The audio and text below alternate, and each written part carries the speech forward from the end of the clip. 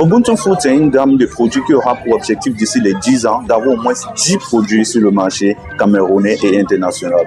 Parce que nous avons dit qu'il nous faut un plan de départ. Et nous avons dit, entre la tomate et entre la banane, qu'est-ce qui se gâte plus vite?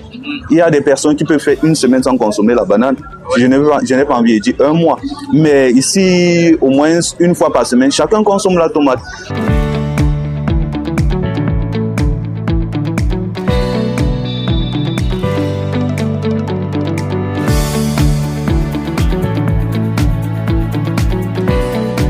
Après la PHP, j'ai fait un stage de 3 mois à Rachdorf et là-bas, ils ont 2 secteurs principalement. Il y a le secteur végétal et il y a le secteur de production animale. Donc, je me suis plus concentré sur le côté animal pour savoir comment est-ce que ça se passe.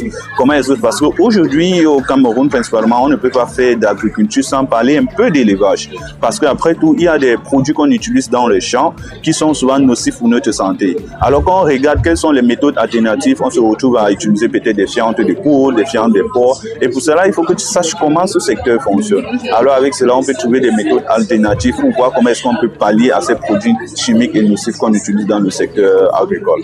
On a regardé quel est le produit qui est énormément... Parce que si je vous demande quel est le produit que vous pensez qui se gâte le plus sur le marché, vous voyez toujours les tomates. Mais est-ce que vous avez déjà vu les bananes?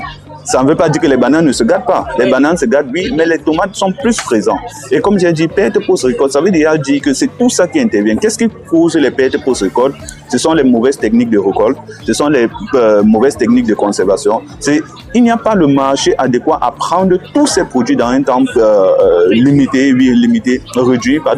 C'est la même chose pour le maïs. On récolte le maïs, mais on peut conserver le maïs sur 1 an. Ça veut déjà dire, nous, aujourd'hui, avec notre purée de tomates Ubuntu qui peut être conservée hors réfrigérateur sur 1 an, n'est-il pas pertinent pour le consommateur? N'est-il pas pertinent pour le producteur qui sait que dès que je produis ma tomate, au lieu de prendre le transport qui peut se gâter en route, arriver à Douala, je ne suis pas capable de vendre parce qu'il y a toute la tomate qui vient des autres parts du monde.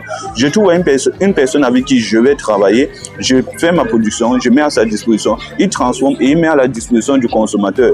Parce qu'après tout, quand on dit la tomate de Asso, tout le tas c'est à 200, il faut regarder dans les conditions d'hygiène dans lesquelles ils sont vendus. Est-ce que nous, oui, à moitié pourri, est-ce que nous, le Cameroun, le continent, on mérite de manger les quantités de tomates parce qu'elles sont pourries le tout à 200.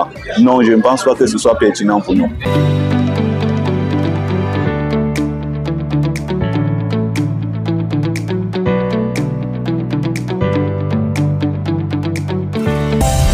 Retrouve la vibe sur ton téléphone via nos différents comptes de réseaux sociaux Facebook, Instagram, X et TikTok. Volume 3 Cameroun.